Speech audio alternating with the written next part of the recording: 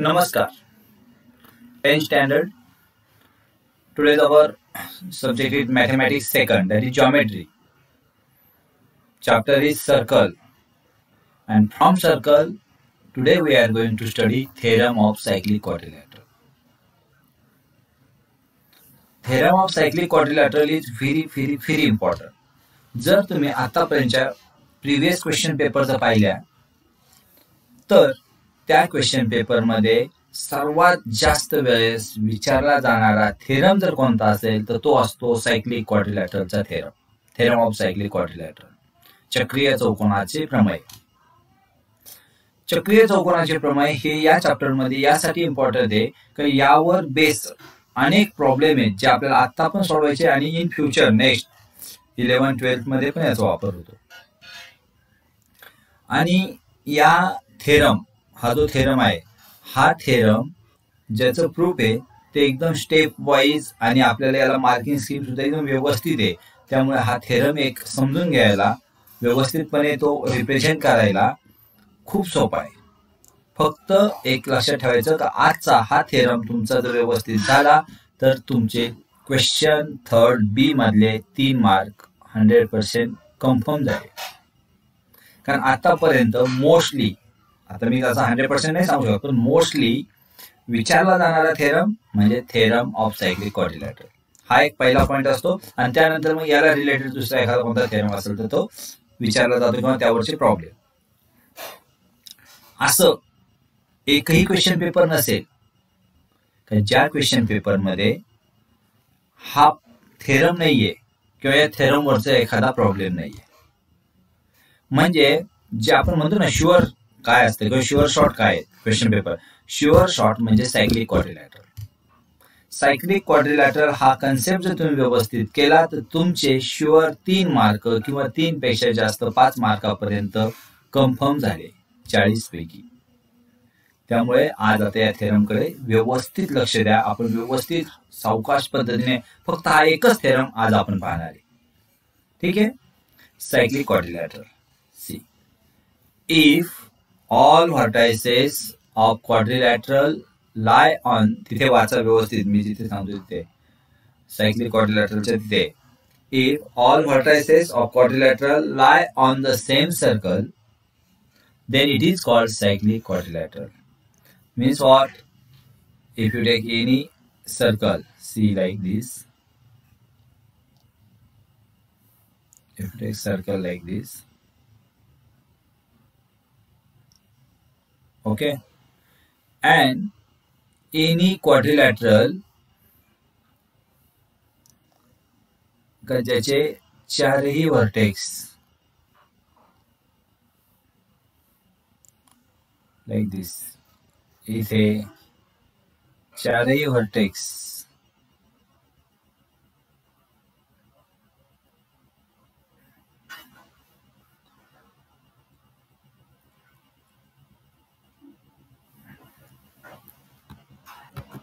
Okay like this.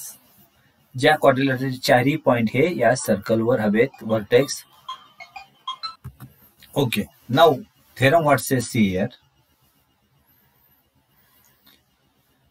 opposite angles of cyclic quadrilateral are supplementary. Means what? See, figure मध्ये पाहता आपल्या इकडे figure दिलेली आहे. अपोजिट अँगल्स म्हणजे हा अँगल ए आणि अँगल सी हे अपोजिट आहेत. अँगल डी आणि अँगल बी आर अपोजिट अँगल आणि सप्लिमेंटरी असतात. म्हणजे यांची जर ऍडिशन केली तर ती 180 येते. ठीक आहे. तर मग आता हा थेरम आपल्याला प्रूव्ह करायचा आहे. तो कसा करायचा पहा.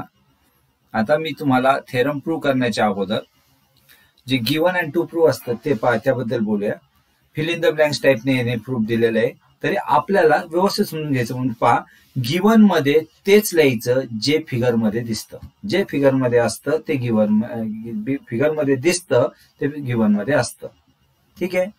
मग फिगर मध्ये काय दिसतं, मला एक सर्कल दिसतो. सर्कलच्या सेंटर बद्दल काही याच्यात सांगितलेलं नाहीये, म्हणजे सेंटरचा काही विचार करायचा नाहीये. सेंटरला काही नावही नाही द्यायचं आपल्याला, दिला तरी फरक पडणार नाहीये. पण एक सर्कलचा सायक्लिक क्वाड्रिलॅटरल घ्यायचा आहे, त्यामुळे आपल्याला फक्त एक सर्कल आणि त्यावरचे 4 व्हर्टेक्स घ्यायचे.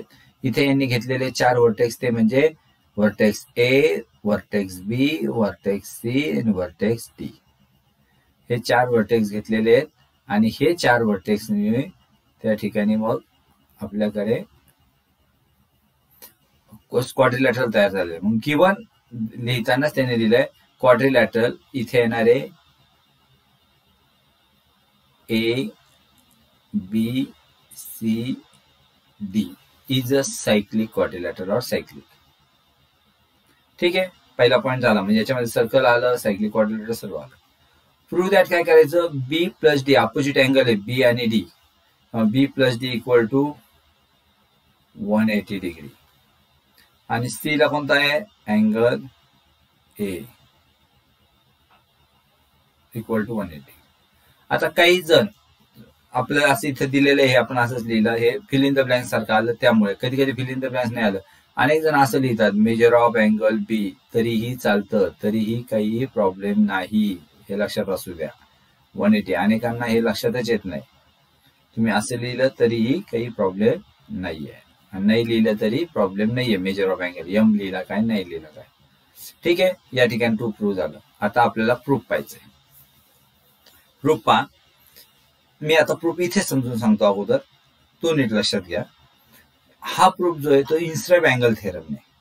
इन्स्क्राइब अँगल थेरम म्हणजे काय, काय हा ए जो अँगल आहे तो कोणता आर्क मध्ये इन्स्क्राइब आहे, तर A D B.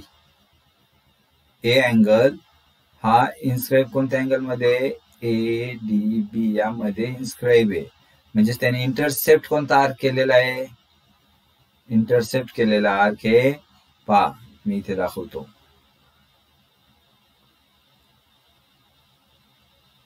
D C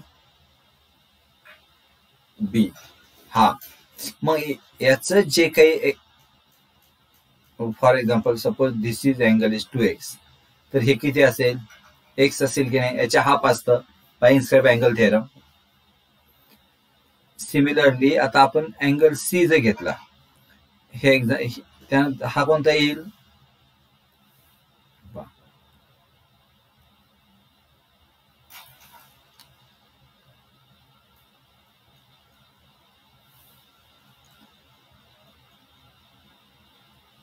इथे दिसतंय, आता ब्ल्यू ने दाखवलंय मी. हा जो अँगल, हा जो आर्क आहे, या आर्कचं जे काही मेजर असेल, सपोज 2y, तर काही y. आता x प्लस वाय 180 दाखवायचंय. पहा 2x प्लस 2y हे पूर्ण सर्कलचं माप झालं की नाही, पूर्ण सर्कल येतं की नाही, म्हणजे ते 360 असेल आणि त्याला 2 ने डिवाइड केलं 180. एवढं सिंपल आहे. आलं लक्षात. आणि हेच आपल्याला लिहायचं. आता हे लिहिताना कसं लिहिलंय पहा, आर्क एबीसी. आर्क एबीसी म्हणजे हा, एक मिनिट, आता मी दाखवताना तुम्हाला ए आणि सी दाखवलंय, नीट लक्ष द्या. आता मी एक एक इथे पण डार्क करून दाखवतो म्हणजे लक्षात येईल तुमच्या. आर्क एबीसी, एबीसी आर्क म्हणजे हा आर्क पहा,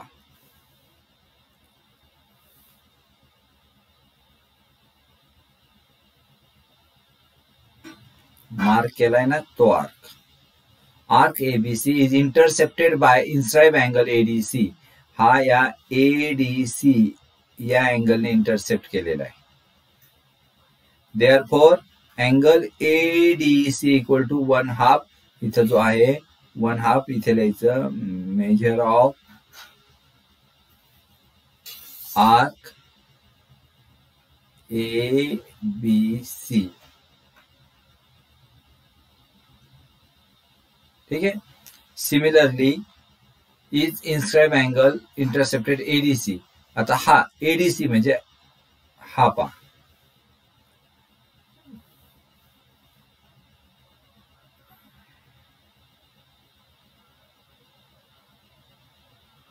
हा एडीसी, हा इंटरसेप्टेड कोणत्या अँगलने, अँगल बी ने की नाही, मग ते लिहिलंय. सिमिलरली इथे येणार आर्क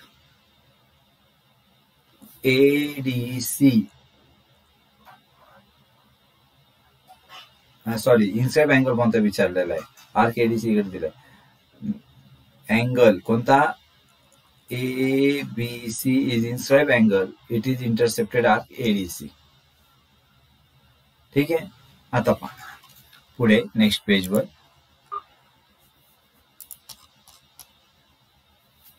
मग इथे कशाचा हाफ असेल तर इथे कशाचं असतं, जो काही अँगल असतो तो अँगल ABC पहा, अँगल जो घेतला तो हाफ असतो. इथे अँगल ADC होता, तसा इथे अँगल ABC हाफ असेल.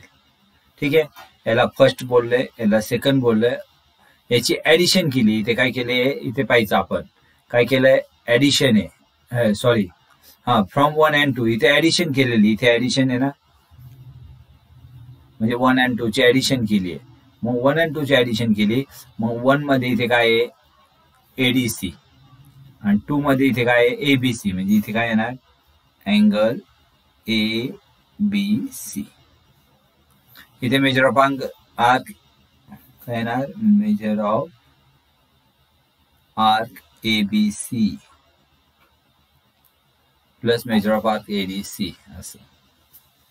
आता पहा त्यांनी पुढे केलेलं आहे, हा 1/2 कॉमन काढलेला आहे त्यांनी, 1/2 कॉमन इथे. मग इथे येईल फक्त मेजर ऑफ आर्क ABC त्यानंतर 1/2. या दोन्हींची आर्क म्हणजे पूर्ण सर्कलचं माप होतं, म्हणजे सर्कलचं माप म्हणजे 360.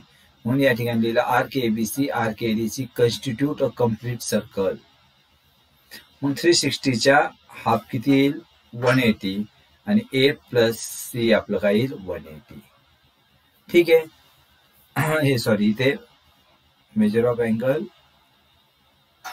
D plus measure of angle B आलं. आणि त्यानंतर फक्त लिहायचं इथे similarly we can prove A plus C equal to 180. पुन्हा हेच प्रूव्ह नाही करायचं, एक काहीतरी प्रूव्ह करायचं, एक पेअर, आणि त्यानंतर सिमिलरली आपण दाखवू शकतो A plus C equal to 180. हे एवढं सोपं आहे. याच्या काय बोलतात एक्सटेरियर अँगलची एक कलोरी आहे यावर, ज्यावर आधारित पण क्वेश्चन विचारला जाऊ शकतो. तो काय तो आता नीट समजून घ्या. हा थेरम इथेच संपतो, थेरम इथेच संपलेला आहे. आता त्यावरचा काय पहा, an exterior angle of cyclic quadrilateral is congruent to the angle opposite to its adjacent side, adjacent interior angle.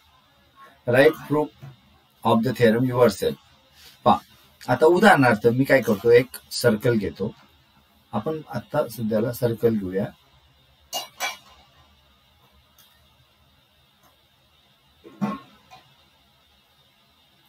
ठीक आहे. हा सर्कल, यामध्ये मी एक सायक्लिक क्वाड्रिलॅटरल काढतो. Okay, this is cyclic quadrilateral. आता मी नाव देतो इथे PQR and S. सर्कल आहे, सायक्लिक क्वाड्रिलॅटरल काढले. Exterior angle of cyclic quadrilateral म्हणजे एक एक्सटेरियर अँगल हवाय आपल्याला, म्हणून एक्सटेरियर अँगल घेऊया.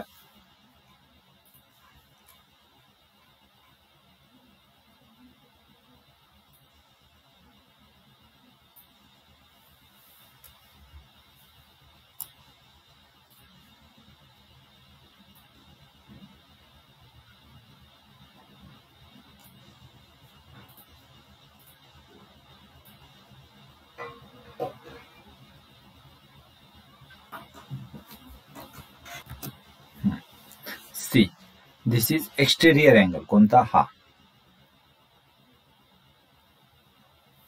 ठीक आहे. आता आपल्याला सायक्लिक क्वाड्रिलॅटरल या थेरम नुसार काय काय माहिती आहे पहा, मी इथे दाखवतो. एक्स तर हे किती असेल, सपोज दिस इज वाय, बरोबर. तर आपल्याला पहिला पॉइंट आहे X plus Y equal to 180.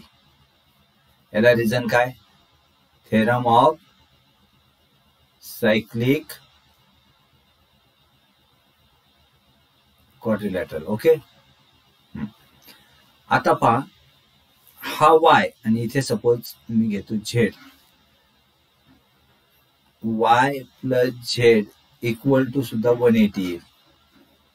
Equation reason काय, angles in linear pair. Angles linear pair आहे त्यामुळे यांची पण 180 आहे.